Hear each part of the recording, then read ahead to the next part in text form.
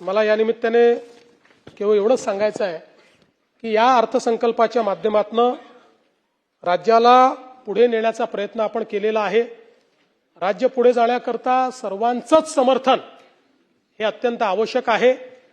राज्यासमोर अडचणी आहेत, पुढे देखील येणार आहेत, पण तरी देखील मी सांगतो की या सगळ्या अडचणीत मी असं म्हणत नाही की राज्य खूप श्रीमंत आहे, राज्याची परिस्थिती खूप चांगली आहे, पण अडचणीच्या स्थितीतही मार्ग काढण्याची क्षमता या महाराष्ट्राकडे आहे। आणि म्हणूनच आजही देशाच्या इतर राज्यांच्या तुलनेत आर्थिक शिस्त पाळणारं राज्य म्हणून या महाराष्ट्राकडे पाहिलं जातं।